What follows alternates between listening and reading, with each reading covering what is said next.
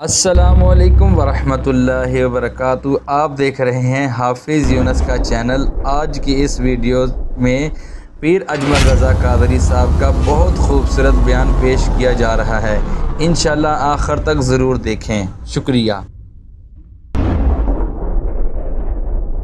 آپ یقین کریں، آج تقریر شکریر نہیں، موضوع نہیں، آج تو میں جذبات کا اظہار کر رہا ہوں۔ پہلی محفل میلاد میں حاضر ہوں، جذبات کا اظہار کر رہا ہوں اور آپ کو سبق دے رہا ہوں کہ پورا مہینہ کس طرح کر کے چلنا ہے۔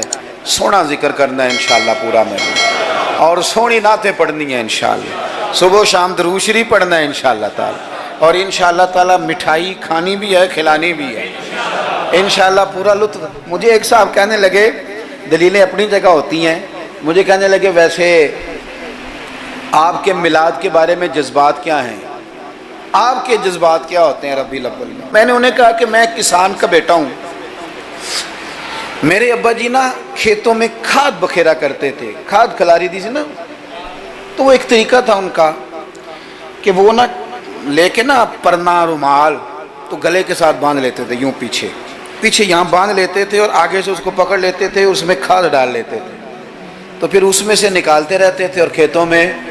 میں نے اس سے کہا کہ یہ جو تو کہتے ہیں نا کہ تیرا میلاد کے بارے میں جذبہ کیا ہے، تو میں نے کہا میرا میلاد کے بارے میں جذبہ یہ ہے کہ میرا دل کرتا ہے 12 ربیع الاول کو فجر پڑھوں اور وہ رومال گلے میں باندھ لوں، اس کے اندر مٹھائی ڈال لوں اور گلی گلی نکل جاؤں اور ہر ایک کے منہ میں لڈو ڈال کے کہوں کھا آج میرے نبی کا میلاد۔ میرا جذبہ ہے میلاد کے لیے، یہ میرا جذبہ ہے۔ کیوں؟ اس لیے کہ چمک تجھ سے پاتے ہیں سب پانے، میرا دل بھی چمکا دے چمکانے والے، تو زندہ ہے واللہ تو زندہ ہے واللہ، میرے چشم عالم سے چھپ جانے والے۔ اور پھر اعلیٰ حضرت فرماتے ہیں کہ تیرا کھائیں تیرے غلاموں سے الجھے ہیں منکر عجب کھانے غرانے والے۔ عجیب تماشا ہے، حضور کا کھا کے حضور کے غلاموں سے الجھتے ہیں۔ بھائی خوب حضور کا ذکر کریں، لیکن سنت کی، شریعت کی، دین کی مکمل پیروی کریں۔ نبی پاک علیہ السلام کا ذکر میری اور آپ کی نعت کا، تعریف کا محتاج نہیں۔ کیوں کہ رب فرماتا ہے وَرَفَعْنَا لَكَ ذِكْرَكَ، اے محبوب ہم نے آپ کے لیے آپ کے ذکر کو بلند کر دیا ہے، ہم نے آپ کے لیے آپ کے تذکرے کو بلند کر دیا۔ تو جن کے ذکر کو اللہ نے بلندی دے دی ہے، اس پر کوئی شاعر نعت نہ بھی لکھے، کوئی اچھا نعت خواہ نعت نہ بھی پڑھے معاذ اللہ، کوئی مجمع نعت سننے نہ بھی آئے، تو حضور کا ذکر تو اللہ نے بلند کر دیا ہے۔ لیکن یاد رکھو کہ جب شعر حضور کی تعریف میں لکھا جاتا ہے تو شعر لکھنے والا اپنا کلام سنوار لیتا ہے، اور جب محفل نعت میں لوگ آ کے بیٹھتے ہیں، حضور کے نام پہ بیٹھتے ہیں، وہ کسی سیاسی جلسے کے لیے جمع نہیں ہوتے، وہ اپنے کسی دنیاوی مقصد کے لیے احتجاج کرنے جمع نہیں ہوتے، وہ حضور کی میلاد کے نام پر اکٹھے ہوتے ہیں۔ خلاق عالم کے فرشتے تو گواہی دیتے ہوں گے نا، یا اللہ دیکھ کے آئے ہیں ہم، وہ تیرے محبوب کے لیے جمع ہوئے تھے۔ نعت خانوں کیا کمال ہو جائے اگر ہم نعت خانی کے ساتھ مخلص ہو جائیں، تمہیں پتہ چل جائے گا جب صبح قیامت تمہاری اس نعت خانی کا وزن ہوگا، تمہیں مزہ آ جائے گا۔ سب سے آگے آگے حسان بن ثابت ہوں گے، اور پھر یہ نعت خانوں کی پوری لائن حضور کی بارگاہ میں جائے گی۔ تم اپنے آپ کو کیوں کمزور کرتے ہو چند ہزار پہ بیچ کے؟ میری ملت کے نعت خانوں میلاد شریف آ گیا، نعت کے حسن کو سمجھو تو صحیح یارو۔ سب سے آگے نعت خانوں کی لائن میں حضرت حسان بن ثابت ہوں گے، اور قیامت تک جو حضور کی نعت پڑھنے والا ہوگا وہ سارے اس لائن میں ہوں گے۔ تمہیں پتہ ہے اس لائن میں کون کون ہوگا؟ ملا عبد الرحمن جامی بھی ہوں گے، سعدی شیرازی بھی ہوں گے۔ اس لائن کے اندر چلتے چلتے تمہیں ڈاکٹر علامہ اقبال بھی ملیں گے، تمہیں یہاں امام احمد رضا فاضل بریلوی بھی ملیں گے، تمہیں کہیں اسی طرز میں کلام کرتے نعت پڑھتے اعظم چشتی مرحوم بھی ملیں گے، محمد علی ظہوری بھی ملیں گے، تمہیں اس میں نعت پڑھتے پڑھتے کئی لوگ ملیں گے۔ کتنے نصیبوں والے ہو، اس لائن میں جاؤ گے جس لائن میں رسول اللہ کے غلام لگے ہوں گے۔ اعلیٰ حضرت کہتے ہیں کہ تیری زبان حضور کے لیے، حضور کے لیے، یہ اللہ نے بنائی ہے اپنے ذکر کے لیے، محبوب کریم کی نعت کے لیے، تو کیا کریں؟ اور یار سارا دن اس نے باتیں تو کرنی ہیں، اللہ جانتا ہے یہ باتیں کرنے کا دور ہے، چپ نہیں بیٹھتے۔ بعض لوگوں کو کہنا پڑتا ہے کہ چل یار کوئی 10 منٹ چپ بھی کر جا، کوئی ہمیں بھی موقع دے تھوڑا سا بولنے کا، اور کوئی تو تھوڑی سی سن بھی لے کسی کی، کہنا پڑتا ہے۔ اتنی جو باتیں کرتے ہو، اتنی جو خوش آمدیں کرتے ہو، تو اعلیٰ حضرت مشورہ دیتے ہیں، فرماتے ہیں ذکر ان کا چھیڑیے ہر بات پر، ذکر ان کا چھیڑیے ہر بات پر۔ بات شادی کو ہو تو حضور کا ذکر چھیڑ دو کہ نبی پاک کا شادی کا طریقہ کیا ہے، حضور نے یہاں کیا ہمارے لیے طریقہ مبارکہ چھوڑا ہے، ذکر ان کا چھیڑیے ہر بات پر۔ تو اگر ذکر بچے کے عقیقے کا ہو تو دیکھ لو حضور نے ہمارے لیے کیا سنت چھوڑی ہے، اگر یہاں موقع تجارت کا ہو تو دیکھ لو نبی پاک نے تجارت کے معاملے میں کیا احکامات دیے ہیں، اگر موقع ہو زندگی میں آزمائش کا تو پھر بھی دیکھ لو حضور کا کیا یہاں ہمارے لیے طرز حیات ہے، اور اگر موقع ہو اللہ کی دی ہوئی نعمت کا تو پھر بھی دیکھو کہ حضور کے نقوش راہ کیا ہیں۔ بس اپنے آپ کو ہر وقت حضور کے خیال میں گم کر لو۔ فاضل بریلوی کا مشورہ ہے، وہ کہتے ہیں ٹھوکریں کھاتے پھرو گے ان کے در پہ آ پڑو، ورنہ تو ٹھوکریں ہیں زمانے کی، لوگوں کی تعریف کتنی کو کرو گے، کتنی کو تھکا دیں گے تمہاری زبانیں، حضور کی تعریف کرو، ٹھوکریں کھاتے پھرو گے ان کے در پہ آ پڑو۔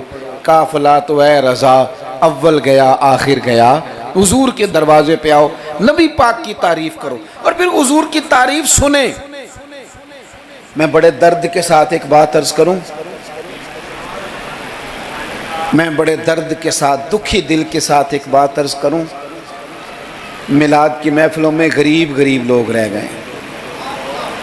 وہ امیرو، تم سیاسی جلسوں میں بڑے شوق سے جاتے ہو، تمہاری پجارو بھی جاتی ہے، اس پر کسی سیاستدان کا فوٹو بھی لگاتے ہو، جھنڈا بھی لگاتے ہو، بڑے خرچے کرتے ہو، جیبوں سے پیسے لگاتے ہو۔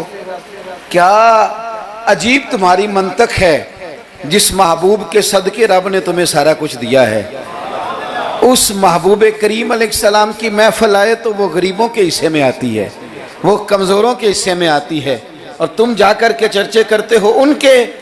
یاد رکھنا، سمجھ لینا، دنیا کا سب سے خوش قسمت شخص وہ ہوتا ہے جسے اللہ اپنے محبوب کی غلامی کے لیے پسند فرما لیتا ہے۔ یار اس طرف تم توجہ ہی نہیں کرتے۔ حضور کا ذکر سنو، ذوق سے نعت سنی جائے۔ نعت نہ پڑھنے سے زیادہ سننے سے تعلق رکھتی ہے۔ نعت خاں اللہ کے فضل سے بڑے ہیں، ہمارے اس شہر میں بڑے بڑے اچھے نعت خاں آپ کو مل جائیں گے، بڑے ہیں لیکن نعت سننے والے۔ چلیں ناراض کسی نے ہونا ہے تو وہ ہو جائے، جو بڑی بڑی محفلیں کرانے والے لوگ ہیں ان میں سے بھی اکثر احباب ایسے ہیں جنہیں محفل کرانی آتی ہے، نعت سننی نہیں آتی۔ محفل کرانا اور ہے، نعت سننا یہ سننا ایک کمال ہے۔ اب میں جو اگلی بات کروں گا وہ شاید آپ کے لیے اور زیادہ خوشی کا باعث بنے۔ نعت پڑھتے صحابہ تھے، سنتے مدینے والے محبوب۔ آپ سننے کا درجہ تو دیکھیں نا، کتنا معاملہ منفرد ہے۔ حضور کے ذکر کو سننا، نبی پاک کی بات کو، یہ منافقوں کا طریقہ تھا کہ حضور کی بات جب ہوتی تھی، نبی پاک جب بات کرتے تھے تو وہ کھیل کود میں لگ جاتے تھے، حضور کی بات نہ سنتے، سننے نہ دیتے تاکہ کسی پہ اثر نہ ہو جائے۔ مومن کیا کرتا ہے؟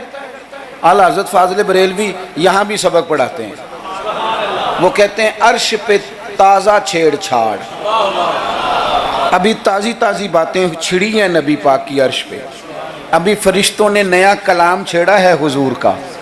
کہتے ہیں عرش پہ تازہ چھیڑ چھاڑ اور فرش پہ طرفہ دھوم دھام۔ وہاں حضور کا ذکر چھڑا ہوا ہے اور یہاں تو دھوم مچی ہوئی ہے، غلاموں نے مچائی ہے۔ عرش پہ تازہ چھیڑ چھاڑ، فرش پہ طرفہ دھوم دھام، بس کان جدھر بھی لگا یہ تیری ہی داستان ہے۔ میں عرض کروں، ادھر دیکھو میری طرف، میری ملت کے جوانوں، ہماری زندگیاں کمزور ہیں، ہمارے ذمے بڑے سارے حقوق ہیں. بوڑھے ماں باپ کے جھریوں والے چہرے ہمیں بڑا پریشان کرتے ہیں. کئی گھروں میں بہنیں ہیں، وہ آتے جاتے ان کے دوپٹے کا وقار برقرار رہے، یہ ہمارے دلوں میں خواہشات چمکتی ہیں. بیٹی چھوٹی سی بھی آنگن میں دوڑ رہی ہو تو باپ نہ چھوٹی بیٹی دیکھ کے بھی کہتا ہے اللہ نصیبہ اچھا کر دو، اللہ اس پہ رحمت کرنا. اسے زمانے کی ہمارے ذمہ ڈیوٹیاں ہیں، ان ڈیوٹیوں کے لیے نا ہم اپنے گھر سے نکلے ہوئے ہیں. کوئی مزدوری کرتا ہے، کوئی محنت کرتا ہے، کوئی ادھر جاتا ہے. اس رستے میں نا ہمارا کئی لوگوں سے واسطہ پڑتا ہے.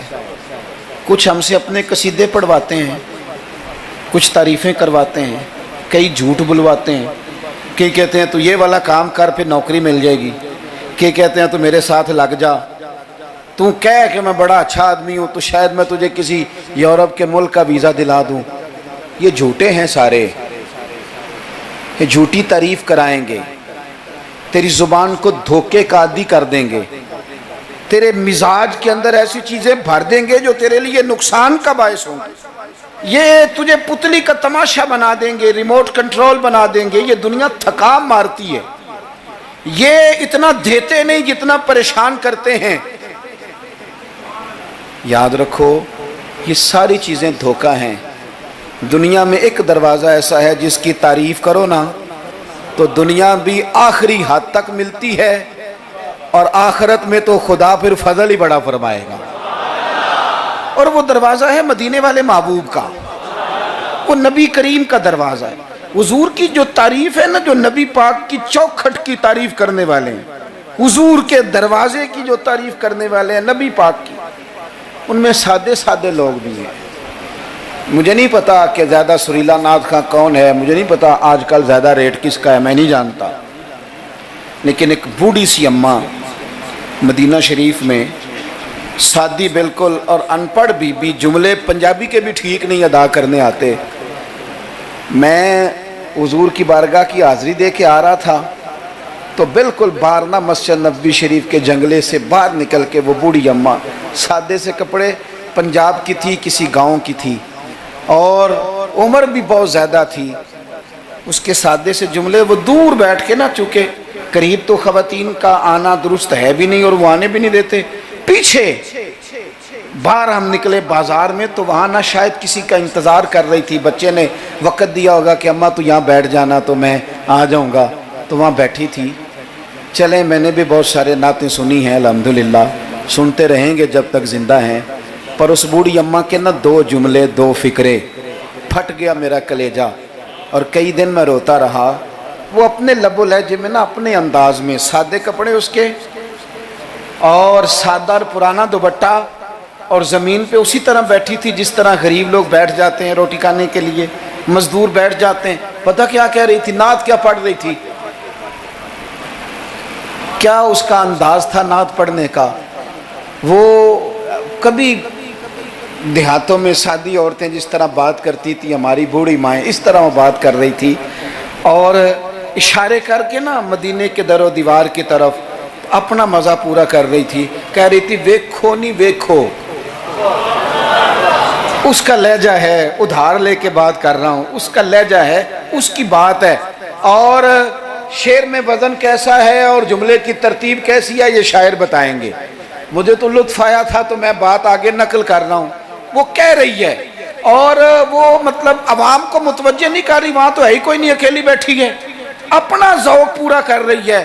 اور لگتا ہے کہ وہ نا، مجھے یوں لگتا ہے کہ جیسے نا وہ حور و غلمان کو متوجہ کر کے کہہ رہی ہے، اور اس کی آنکھوں میں آنسو ہیں. تھوڑی دیر اتنا روتی ہے کہ آواز بھار آتی ہے اس کی، پھر دوبارہ بات شروع کرتی ہے، پھر اپنے پلو سے آنسو پہنچتی. کہتی کیا ہے؟ کہتی ہے ویکھو نی ویکھو کڈے کرم کمائے سوں، میرے جے گندے مندے بھی در تے بلائے سوں. اب ویکھو نہیں ویکھو، ویکھو نہیں ویکھو کڈے کرم کمائے سوں، اب میرے جے گندے مندے بھی در تے بلائے سوں. تھوڑا چاچ جانا چاہیے حضور سے پیار کرنے کا، تھوڑا نا چاچ جانا چاہیے، تھوڑا طریقہ ہونا چاہیے. اس کے لیے مہنگی محفل کی ضرورت نہیں، اس کے لیے ذرا ذوق کی ضرورت ہے. اس کے لیے میرے پاس نا، میں چھوٹا آدمی ہوں لیکن کم از کم 100 مجھے روز پیغام ملتے ہوں گے کہ پیر صاحب ٹائم چاہیے، پیر صاحب ٹائم۔ اب تو میں کئی دفعہ اتنا مجبور ہو جاتا ہوں کہ سوچتا ہوں یار میں چھوٹا آدمی ہوں، یہ مثلاً کیا کس حد تک انسان جو ہے وہ چلے گا۔ فجر کے بعد میں نے بیان کیا، زور سے پہلے میں نے بیان کیا، زور کے بعد میں نے بیان کیا، ابھی بھی میں بیان کر رہا ہوں۔ پر میں اپنی حیاتی تو قربان جاواں، میری تے محمد پکیندے گزر گئی۔ ہے بڑا مزیدار کام۔ بڑے لوگ ٹائم لینے آتے ہیں، بڑی بڑی سفارشیں، کہتے ہیں انٹرنیشنل ہماری محفل ہے، انٹرنیشنل محفل ہے، فلانا بھی آیا، فلانا بھی آیا، فلانا بھی آیا، اتنے عمرے کے ٹکٹ، اپنا اپنا ذوق ہے، یہ بھی اچھے لوگ ہیں، کمال بات ہے۔ ایک دور سے جنوبی پنجاب سے بوڑھے بابا جی آئے، ان کو نہیں زیادہ، یہ بڑے سلیقے سے لوگ آتے ہیں، سفارشی رکے بھی لے آتے ہیں، اور بھی بڑی چیزوں کا پتہ ہوتا ہے، کس اینگل سے جائیں گے تو کام بنے گا، سارا سلیقہ آتا ہے۔ لیکن وہ کسی نے کہا تھا کہ لگا جدوں میدان ازل دا تے لوکی چوراں وانگ سدھائے، کسی نے لوٹ لی علم دی دولت، کوئی میر فقیر بنائے، آزم ویخ مقدر ساڈا اسی عشق خرید لے آئے۔ تے کسے دے سر تے تاج امامت اس علم پڑھاون سکھیا ہے، تے کسے نے پہنے فقر دا چوغا انہیں زہد کماون سکھیا ہے، آزم ویخ مقدر ساڈا اساں یار مناون سکھیا ہے۔ اپنے اپنے نصیب کی بات ہے۔ وہ بڑے لوگ آتے ہیں، میں آپ کو جو بات جہاں آپ کو کھڑا کرنا چاہتا ہوں وہاں آئیے گا۔ ایک سادے سے بزرگ سے، سیدھے سادے تھے، کندھے پہ رومال رکھا، جمعے والے دن میں گزر رہا تھا تو میرے کان میں ہلکی ہلکی بات، پریشرائز کر کے نہیں، کہنے لگے پیر صاحب جدوں بھی ٹائم ہوئے نا، مہینے نو، چون نو، چھیاں نو، سال نو، دو نو، یہ انداز ہے، جدوں بھی ٹائم ہوئے نا تے ایک چھوٹی جی محفل کرنی، میں ماڑا بندہ جے، تھوڑی جی میری تنخواہ ہے، میں کمیٹی پائی ہر مہینے پیسے رکھنا، جدوں تھوڑے کٹھے ہو جان تے سونے دا میلاد کردہ۔ بڑی بڑی میں نے تقریریں سنی ہیں، بڑے بڑے باز سنے ہیں، حضور کی محبت پہ کلام سنے ہیں، مزہ آ جاتا ہے، لیکن یہ بھی کلام تھا حضور کی محبت کا۔ میں نے پلٹ کے نہ سر سے لے کر پیر تک وہ بابا دیکھا، اس کے نقش و نگار دیکھے، اس کے لبوں کی سادگی دیکھی، اس کا لہجہ دیکھ کے میں نے کہا چاچا جی تسی ٹائم چھڑو، دسو جلسہ کدن کرنا ہے؟ کیوں؟ اس لیے کہ یہاں محبت ضروری ہے، پیار ضروری ہے، یہاں وفا دیکھی جاتی ہے، یہاں دل کا جذبہ دیکھا جاتا ہے۔ بارگاہ رسالت مآب میں نہ لفظوں کے تراشے، نہ تیری آواز کا ترنم، نہ تیرا جھومنا، نہ تیرا تڑپ آنا، نہ تیرا محفل میں سچا جھوٹا وجد کرنا، ان میں سے کوئی چیز قابل قبول نہیں۔ وہاں تو دیکھا جاتا ہے تیرے سینے میں میرے محبوب کی محبت کتنی ہے، اور وہ محبت ہونا ضروری ہے، وہ محبت ہونا ضروری ہے، قریب ہونا بھی ضروری نہیں، وہ محبت ہونا ضروری ہے، سامنے ہونا بھی ضروری نہیں۔ محبت تگڑی ہو، خالص ہو، رسول اللہ صلی اللہ علیہ وسلم کو ٹوٹ کے چاہا جائے، اگر غلام حضور تک نبی نہ پہنچ سکے تو نبی پاک مولا علی اور فاروق اعظم رضی اللہ تعالی عنہما کو جبہ دے کے کہتے ہیں جا کے میرے اویس کرنی کو پہنچا دینا۔ جو چیز ضروری ہے اس پر توجہ دیں، اپنے سارے وجود کو حضور کی محبت میں ڈھال لیں، نبی کریم سے پیار کریں، اور اپنی روزمرہ کے معاملات میں ہر جگہ آپ صرف طلاق کا مسئلہ ہی جا کے مولوی صاحب سے پوچھتے ہیں، آپ صرف یہی پوچھتے ہیں کہ جناب وہ فلانی چیز جو ہے وہ ہم نے ناراض نہیں ہونا، یعنی ہر مرد نے یاد کر لیا ہے کہ 4 شادیاں جائز ہیں، تو میں کہتا ہوں اس کے علاوہ بھی بڑا کچھ جائز ہے، کہ صرف یہی آپ کو ایک مسئلہ آتا ہے کہ شریعت میں 4 شادیاں جائز ہیں، اور بھی بڑا کچھ جائز ہے وہ آپ نہیں کرتے۔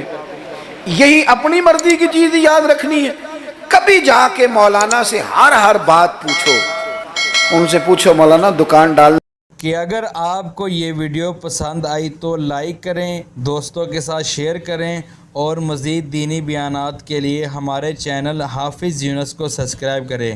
اللہ تعالیٰ آپ کو جزائے خیر عطا فرمائے۔